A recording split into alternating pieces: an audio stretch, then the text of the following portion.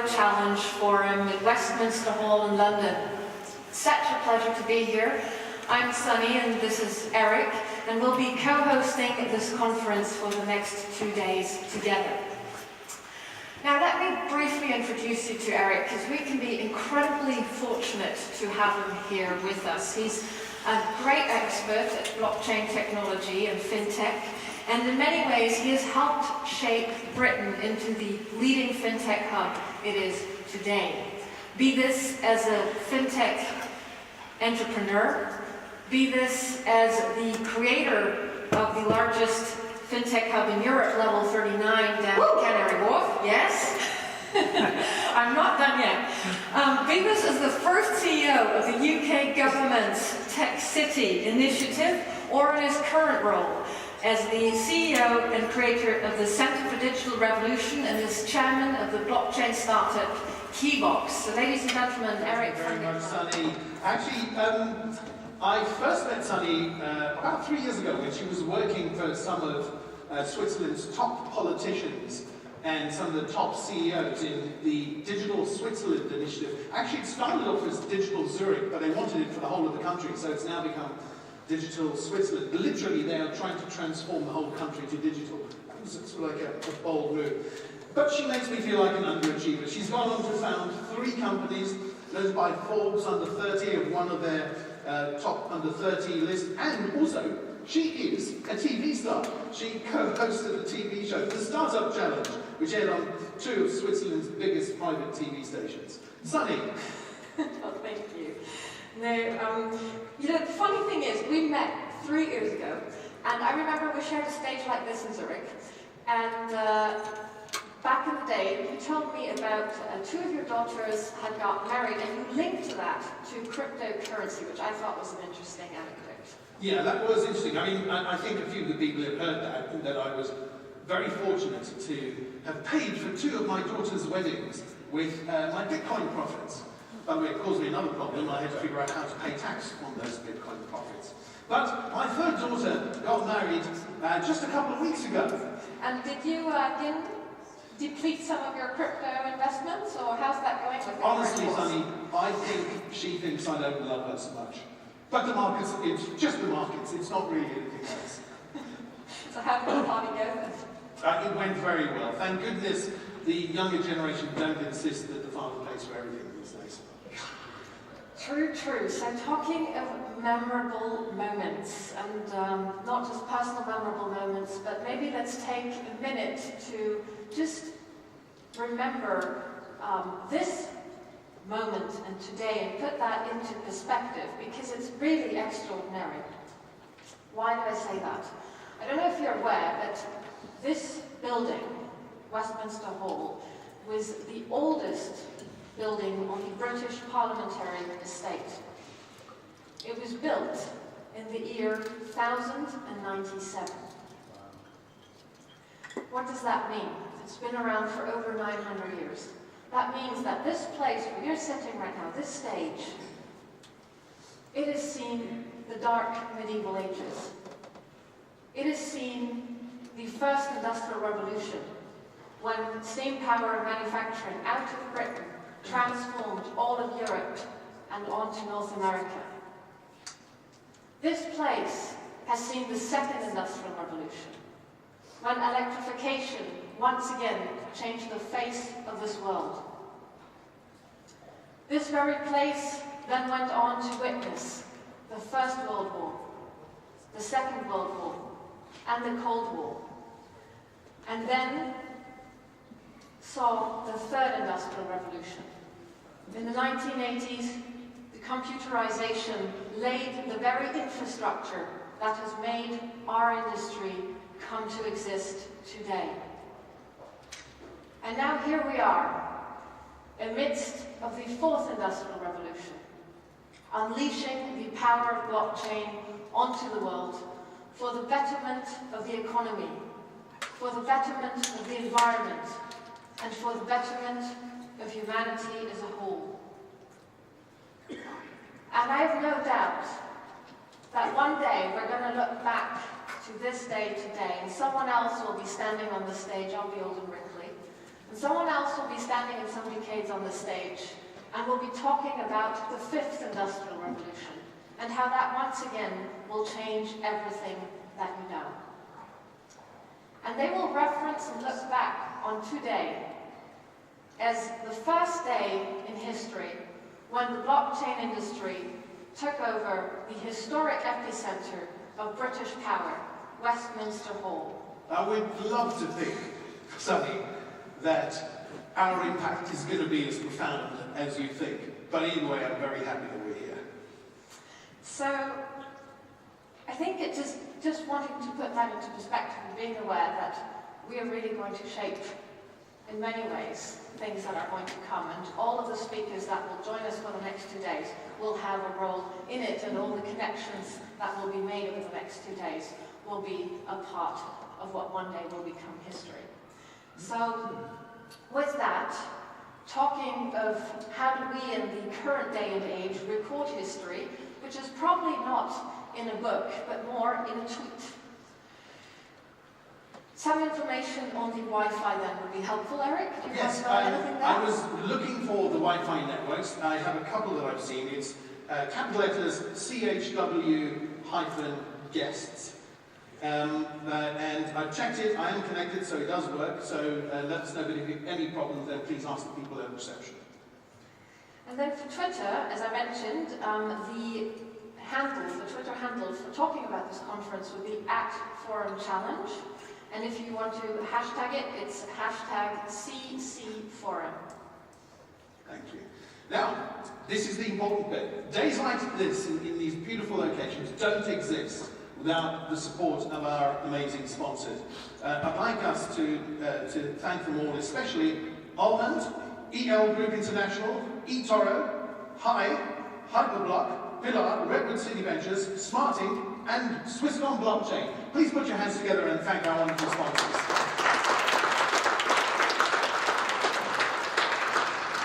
And we would also like to thank our many organising partners and media partners. Yes, and now I would like to announce the most important man of the day, Eric. Oh, not me, sadly.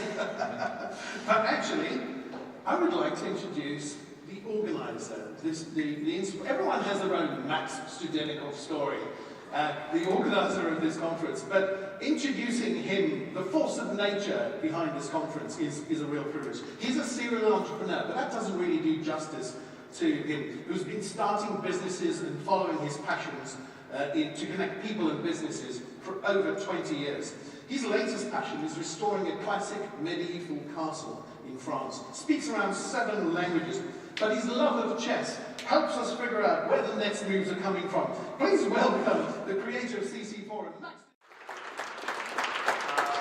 Correct me if I'm wrong, we're having a drink in April, May this year, and we have decided to go for something special, because obviously there's a whole retinue of blockchain and crypto events held all over the world.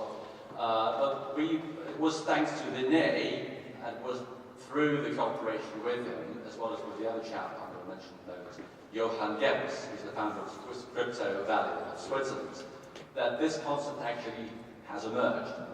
Now, why do we have this word challenge as part of the name? Okay? Because challenge has got 2 meanings. One is the typical task to achieve, and the other one is the battle. Because in the olden times, certain members of the nobility would just throw down the gauntlet to invite for a public debate or for a duel. There were swords and pistols and whatever.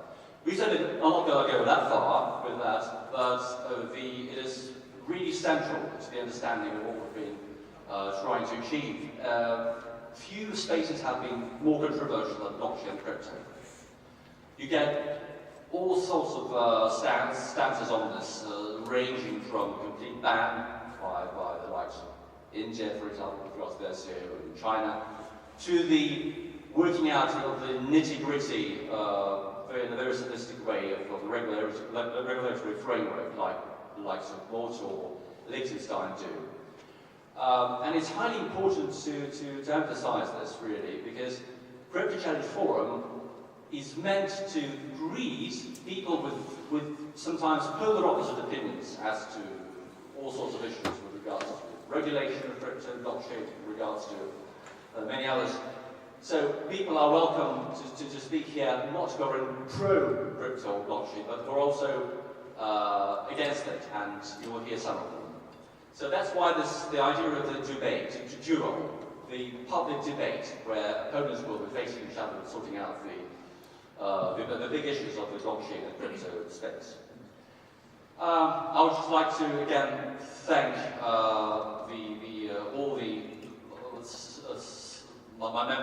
my fellow colleagues of the organising committee, Brad Thurber, Vinay Gupta, Henry Flasheen, unfortunately didn't make it today because of prior commitment, James Peter, Dickie Armors, who all have been very helpful in putting this all up together. And also, I'd like to say thank you very much for coming here, and thanks to our sponsors, Swiss Blockchain, eToro, I would like to point out in particular, as well as Hi, the L Group, Growth Capital, and Armand. Thank you very much for coming, and I hope you all will enjoy what you'll hear and see today. And A huge welcome to Vinay Gupta. Is a perfect environment for setting up clear sets of rules. You have a very clear record for everything you did. You have an extraordinary capacity to build automated agreements in the form of things like smart contracts.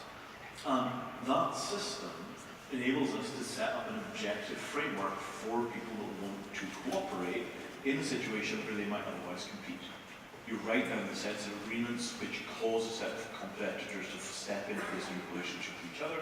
Everybody signs up to play that economic game. They begin to move their assets onto those networks. And the result is the potential for an entire new wave of global infrastructure, financial, logistical, supply chain, you name it. Right? Our next speaker, just to say that we're changing the agenda slightly here because we're running a little bit late and our next speaker has to get away for another event, so we wanted to make sure we didn't miss them. So there's been a swap. The next two speakers have swapped around. So the next speaker is, we will focus on blockchain for public good, leadership, collaboration and innovation. He's a gold medal winning Paralympian, a member of the House of Lords and vice chair of the parliamentary groups on assistive technology, fintech, artificial intelligence, blockchain, and the fourth industrial revolution. Now, he published a report last year on distributed ledger technologies for public good. And we were very pleased to see someone connected with government addressing this issue. You know, how can distributed ledger actually be useful? So we, part of the community here in London, were very happy to feed into the UK, we're very happy to feed into that report. So hopefully we can hear a little bit more about that, which is how it enables increased security, transparency, improving services for the citizen. Ladies and gentlemen, please put your hands together for Lord Chris Holmes.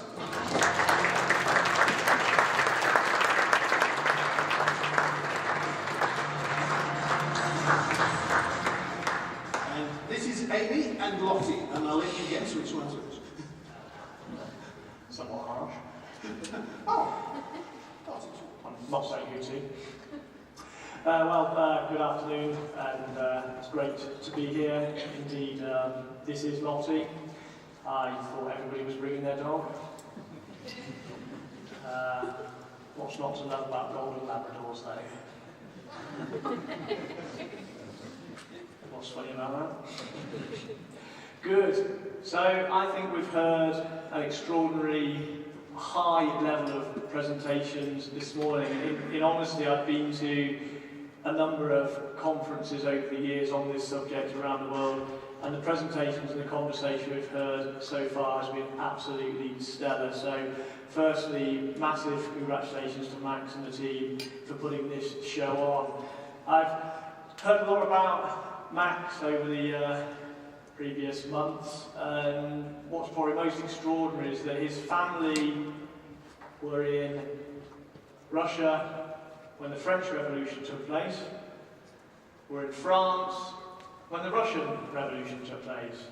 But fabulously, when it's come to the blockchain revolution, he's exactly in the right place. Oh, do you see what I did there? Beautiful. Vinay also, I think we learned this morning, made the first digital payment for himself in the late 90s. We can only imagine whether it's still easier to make a digital payment in London or to try and pay with a Scottish £10 note. If ever you tried that, not easy. Now, I'm lucky enough to be in Parliament and to be on all of those groups that you just heard the list of. And in a sense, I'm not really that interested in DLT. I'm not really interested in AI or machine learning or any assistive technology of themselves. I'm interested in them absolutely for what they can bring to humanity, to society, what problems they can solve, and to hope to goodness we can minimise and eradicate the problems that's happened at every stage of every industrial revolution, the problem of technology in search of that solution. We have so much potential. I'm sure all of you are incredibly disappointed that we've managed to get to midday on a Monday and nobody has mentioned Brexit till now. And the only reason why I mentioned the B word, the only reason why I mentioned Brexit is because though it ain't great, though we've still got such a way to go, and who knows what that way will be like, that is all absolutely true.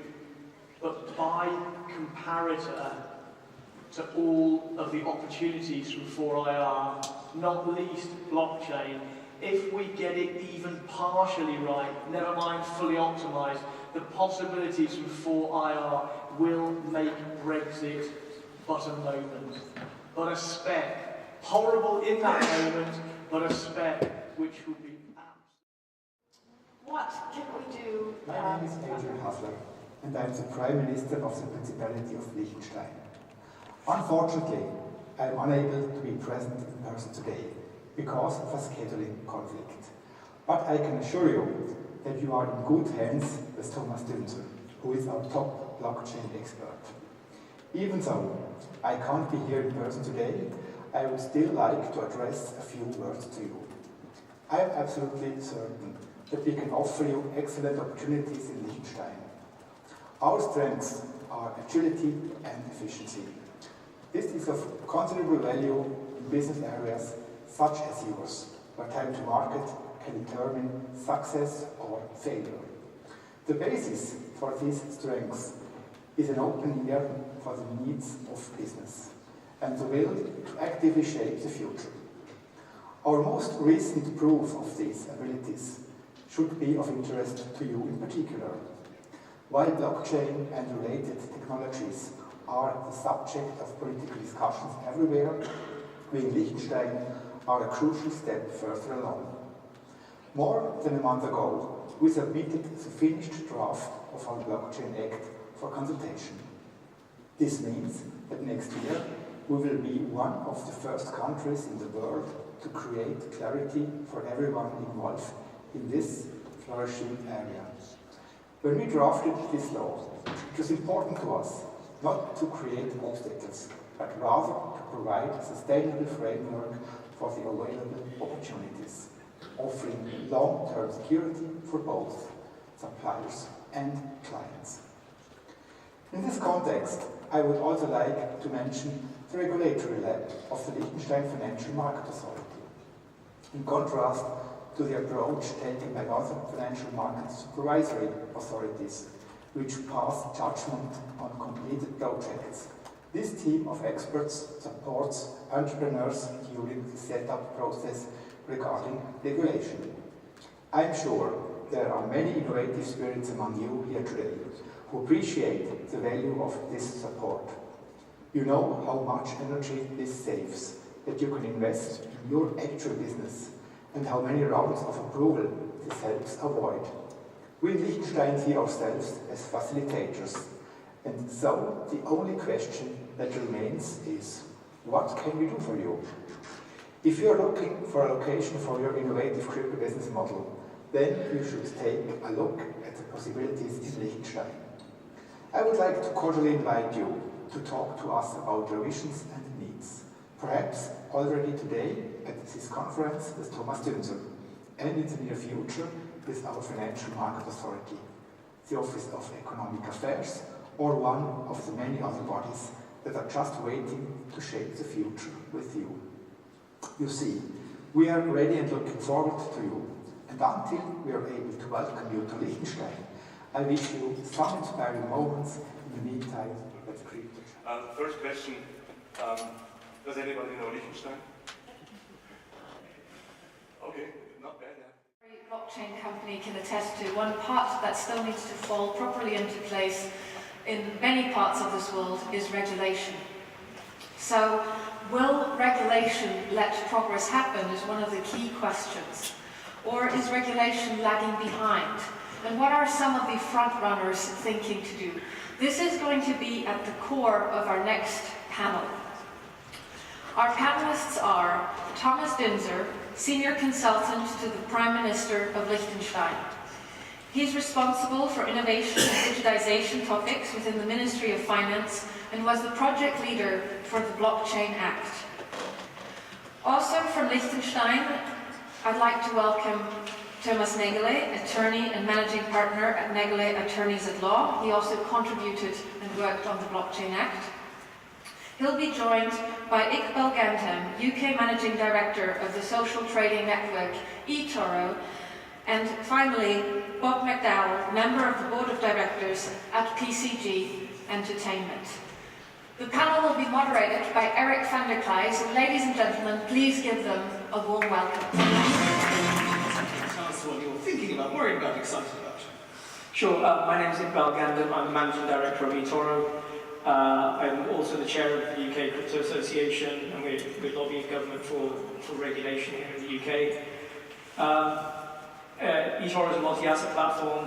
We believe that the future is all about tokenized assets and tokenized securities, and crypto assets as a stepping stone from the traditional world of equities, whether CFDs, etc., to blockchain-based assets. What am I thinking about? I think tokenized securities and regulation, what is a security?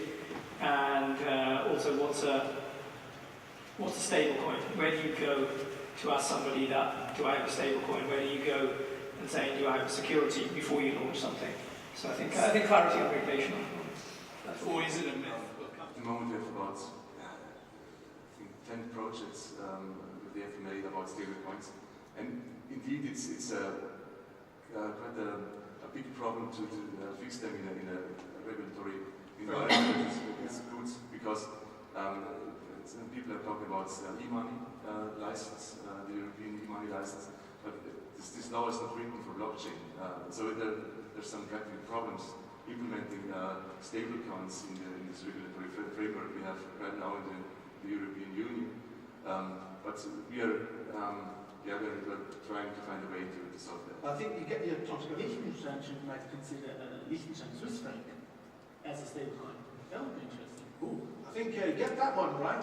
There'll be copy-paste across the rest. This question we're going to try and answer is, will one day all identity, things like passports, be embedded in a blockchain? The upcoming panel will focus on identity, and the panelists are Daniel Hardensjot, CEO of Swisscom Blockchain, Alex Batlin, CEO of Trustology, Johan Gebers, founder of the Crypto Valley ecosystem, and our own Michael Minelli, chairman of the think tank ZN Group, as well as fellow at Gresham College in London. Now for moderation, I'm going to hand over to Matthew Farrar, senior technology lawyer at the BBC. Yes, the BBC at blockchain events. Woo! Go, Matthew. Thanks for Thank you $1 very million much. of grift right from that thing. No blankets rotting on the runway, no water never distributed, right? But it did something else, right? And it empowered people that were affected most by the crisis to find a way that they felt that they needed help. Instead of giving a blanket and a bottle of water and saying good luck to you, they said, okay, maybe I need to call somebody in Canada because I have friends there or whatever, right?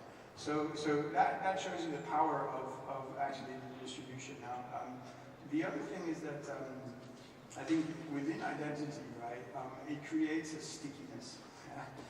And as crypto starts pulling the rug out from underneath banks and insurance companies, you start getting into the ability to stay with one entity, right? So let's take a bank. Bank A is a crypto bank and wants to keep its customers, right? Bank A does US accredited investor status, AML, KYC, some other certificates, and then issues those certificates to their user. Now, I'm coming into the world of asset tokens. I see an oil token, I see a gold token, I see a soybean token.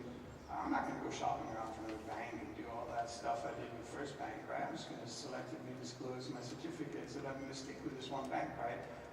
At the same time, you've got laws in other countries, that are saying you must be able to switch within 24 hours, like in France, to your bank account, and everything, boom, one from one to the next, right? So the banks are losing their ability to attract customers, and at the same time, you've got this, self-sovereign issuance where one bank can really attract an entirely new set of clients with new instruments and new ways of investing, and that stickiness is really fascinating for us, right? Regardless of if you then overlay it with a revenue scheme that also brings revenues to the bank just for checking the identities that they already checked, right? So guys, we've got 3 minutes left. I wonder what use case or big problem do you think? With 1 million people, we could have an argument. In Britain, we've seen a single system fail, but we also have a cartel of banks, so 6 banks controlling 90% of the industry. They do not want new accounts. They want to prevent account transfer. And that goes back to the Cruikshank report in 2000. So this is a particularly bad country to try it from at a retail level. But I still feel that that's the hotbed. There's anti-money laundering, KYC, transferability without setting up a monopoly. Yeah, if you can understand. Yeah, I'd go along with that. In fact, when one thinks about why is blockchain not mainstream, I think the conclusion I came to is exactly this, that it hasn't solved the KYC AML problem. Because, people say, well, it's just not user-friendly enough, and so on. Well, we know how to build good user interfaces. So that's not the issue. We have Apple and all these apps and so on. They work really, they're very user-friendly. So it's not that we don't know how to do that part. The problem is we don't know how to, we haven't solved the entry and exit problem into and out of the blockchain space, like the cryptocurrency space. And it's exactly so that interface between the old world and the new world, which requires AML, KYC. And it's not that we don't know how to do KYC AML in a user-friendly digital way in principle. The problem is that governments are stuck in the old world. It's kind of like we still have a post office. The biggest problem and the biggest killer app in the world today is cash. It's also the killer. It's the thing that kills so many solutions. And the other amazing thing about this company is that it has what I can only describe as a charming but unreasonable entrepreneur. And that's what we want, is unreasonable entrepreneurs wanting to build bold solutions that are not easy, but are well worth chasing for. So let's invite him to the stage. David! David White, welcome. Thank you, Eric. Carl with a very sore throat, so this might be a Theresa May experience. So I'm looking for something to fall off the wall, and if somebody can step forward and rush the stage, that would be great. Okay, my name is David White, I'm the CEO of Keybox, and I want to talk about cash. We love talking about cash. Now, I'm all into interactions, so we're going to start with something interactive. Can everybody who's ever used cash stand up, please? Come on, guys, this is an actual event. You're going to have to use some energy, stand up. Okay, so it's difficult to see. There are 1 or 2 people sitting down, which might be because they're ignoring me. I'm not entirely sure. Okay, so those of you who haven't used cash in the last month, sit down. Okay, those of you who haven't used cash today, sit down. Okay, so we've got a few standing. That's about what I expect from this audience in this country. Please everybody sit down. However, that is not representative. Cash is actually the most used product in the world. which is a bit sad. There are 700 billion banknotes in circulation, and 85% of the world's trade is still completed in cash. Ladies and gentlemen, please put your hands together for MIA and Jemima Kelly.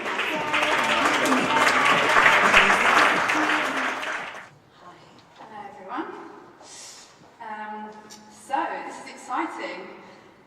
Got MIA to talk about blockchain. It's kind of a first for me to be talking to singer, rapper, art. How would you like?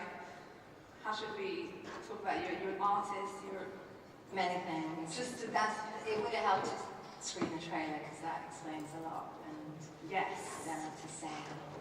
But yeah, just many things still in the making, I suppose. Yeah, which is why I'm here. Exactly.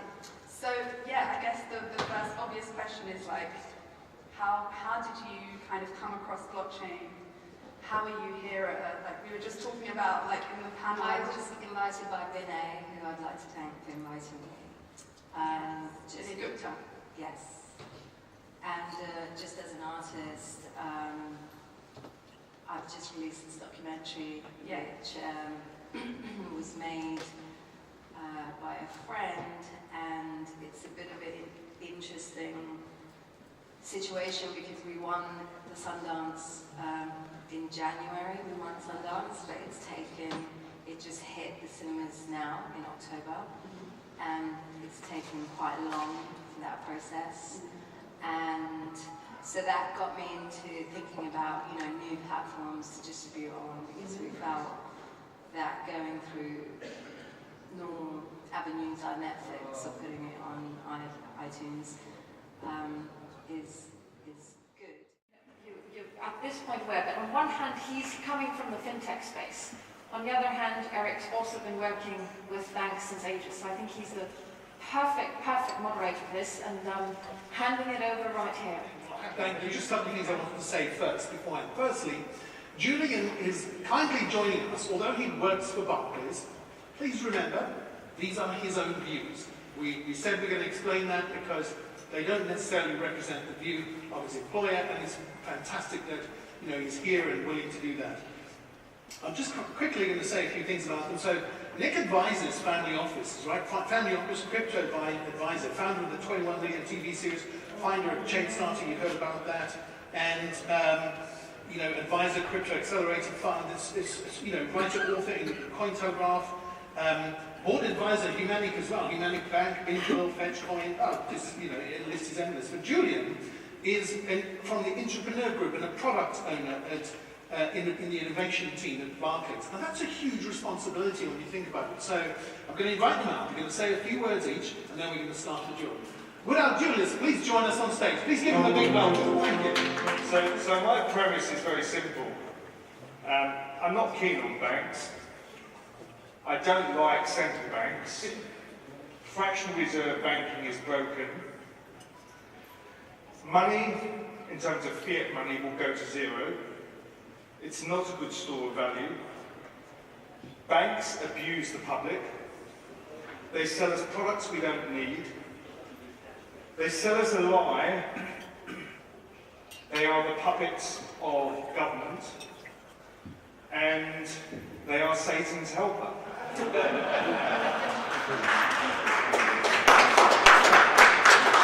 I think you're holding back, mate. To qualify this, so I'm not, in my opinion, serve the people. They don't deliver anything of value. We don't need them at all. Name one thing that bank delivers to us that we really can't live without. There are now alternatives. There are now options. I just said, the aqueduct. Give me an ironic answer. Because I could, as you asked the question, I thought of a whole list of stuff that I use my bank for. I'm not sure I'm ready to give that up yet. What's the plan, Nick? Well, of course, the problem with fractional reserve banking and the whole monetary system is what comes next. Certainly crypto and Bitcoin is not ready. There is no viable alternative at the moment. It's a case of plastering over and making what we have work at a point before the US print too much money, the whole thing comes collapsing down on us. We're approaching that. That in itself is a topic for a whole load of conferences. But would you like to? I need to look at the net assets of a bank and apply the newly derived ratios for how much deposits need to be held in reserve. But effectively, we make profit from what's called net interest margin, which is the difference between the cost of acquiring the deposits and capital and the amount of interest we charge on a loan. They weren't rates, were they, before? They were always in place, but what happened after the financial crisis is they were tightened. Banks' balance sheets were deemed to be, they were lending too much in relation to their net assets. But, in terms of what... Vincent Evans. Thank you very much. Wow, what an excitement! That is wonderful! I feel so what's coming to you now? I mean, you get also a lot of new companies to you. Is this SEO business, is that the next wave that is going to be big and then also going to go down? Or do you really see some actual innovation in your field, because you're a security lawyer, right? Real value or bubble. If you will count together, when you see all the people coming up on stage, if you count together their ages, ladies and gentlemen, you will know that they will have seen a bubble or two happen in their lifetime. And one of them, you take a guess, has even been in the midst of when the secondary banking crisis happened in 1974. We are going to hear David Siegel debate with Bob McDowell on Bitcoin, real value or bubble, and our favourite host for duels, Eric van der Klei, will make it all happen and have the duel of a lifetime, Bitcoin, real value or bubble. Have fun. Between us, if I may respectfully say, we've seen them, a few bubbles. And so we should be in pattern recognition now, right? We should be. But I'd really like you to both make a case for what we're in at the moment, what you believe, and then I'll go to some questions, but just a short session. I know that we have enough time, but I do want to leave some time for questions on this. So, David, as we've heard a little bit from you, I think we'll hand the baton to Bob, in a sense, to open for us. Yes, well, thank you very much, Eric. We've had the bubble already, and I think Bitcoin and others are in we are in a religious hall, I suppose. They're in the process of redemption and penance. The redemption and penance curve, that's right. Bob McDowell thing. Yes, I'm not wearing my dog collar today, but we're in penance and redemption phase. And it's a question of how can they re-establish trust, faith, and credibility. And we have wonderful people like David, who's one of the prophets. In fact, there are more prophets in cryptocurrencies than there are in the Old Testament. David's a wonderful prophet. The first blow has been landed already. David's a wonderful prophet, and there are others around, and it'll be very interesting to see how long his prophet phase lasts. So, and I think then we come on to, well, how do you re-establish trust, credibility? And it was very interesting yesterday. One of my co-panelists, Iqbal Gandhi, had a very interesting short piece in City AM, and there are issues, design, scalability, privacy, regulation, user incentives, and I'm also going to bring in the T word, the horrible word, tax. And if I could explain a little anecdote, very briefly. I went to an ICO event at the Google campus, and people were in rah-rah mode, and then I asked a question about tax, and then suddenly I realised I was wearing a grey suit and a shirt and tie, and people thought I was from HMRC, and the atmosphere froze, and no one spoke to me during the network event. But I also, the tax issue, and there are two aspects to that. One is some issues which David has been quite eloquent about, in the sense that people must file the details of their transactions, so for tax purposes, and if possible, get some sort of line from the relevant tax authority. That's always difficult. But the other thing that came up in the across the road, Chancellor Hanna yesterday, is the Prelude Digital Services Tax. Now this goes much, much wider than cryptocurrencies, but the UK has laid down what I call the prelude or the prologue on this, and I think we're going to hear a lot more about that, and that will certainly affect cryptocurrencies. Thank you. Well, talk about the master of the velvet glove, right, with a big fist inside. But bless me, David, I have sinned. So, I have bought crypto, and I'm hodling. Am I a fool? Are we in the bubble? So, I actually study financial bubbles.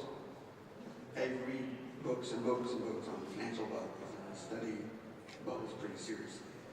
And I don't think there are any financial bubbles.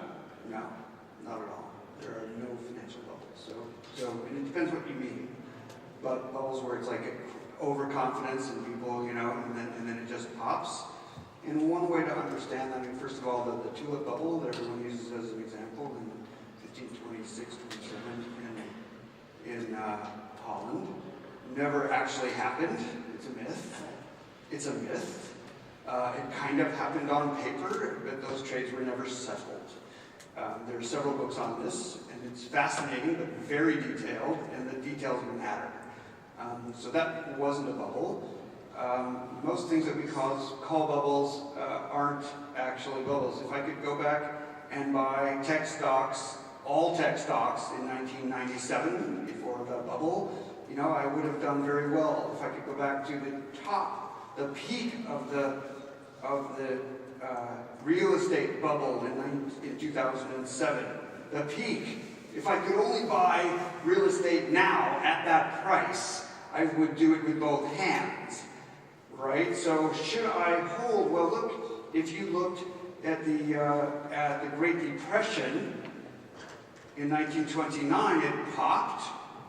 If you could only have bought just before the pop, if you could just buy stocks at the peak in 1929, that would have worked out well because that was a local maximum, and then it went down, and then it went back. So the rule on bubbles is bubbles can't pop twice.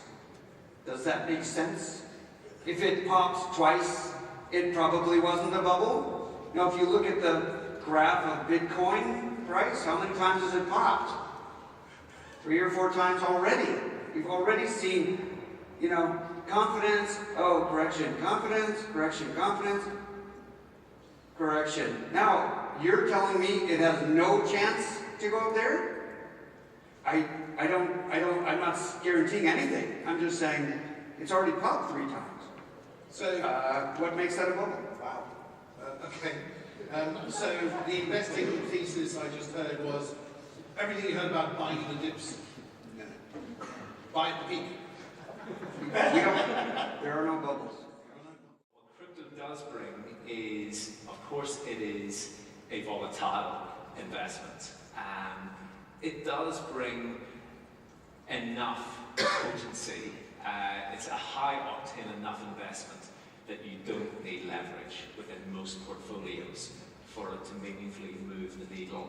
So the first tenet of any wealth management strategy, of any asset manager strategy, the high net worth individual family office, protect and grow.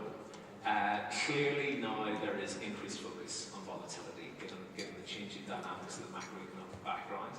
I think crypto actually is incredibly relevant now in small measures. So the big discussion increasingly shifting from do we invest in crypto to what percentage, and it is universally going to be a small percentage of the portfolio as to what's appropriate. But as I said, I think most of us in this room can learn a lot from the most experienced investors in the field. Yeah, makes sense. The winner of the ICO contest.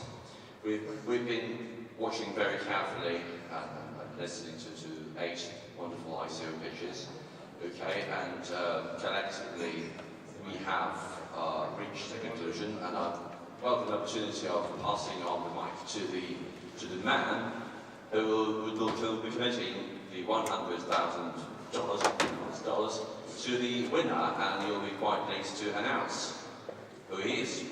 Can I suggest Ivan Ruthra comes on stage? I want your applause.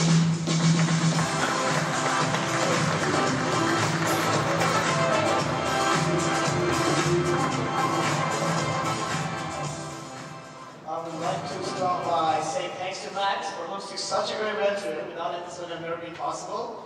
Him and his beautiful wife, thanks to them and other partners. It was a pleasure to be here in London the last couple of days and meet with some great people and build relationships for future business. I saw some great pictures, I saw some great companies the last couple of days.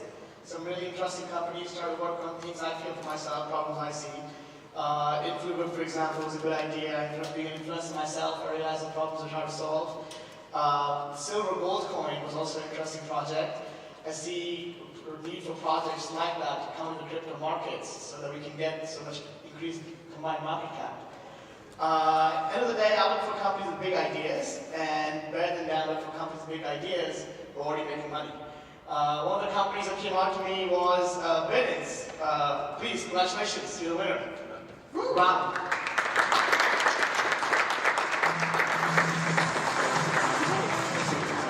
It's not yours yet. Super excited. Can't believe stuff, but yeah, we won that day.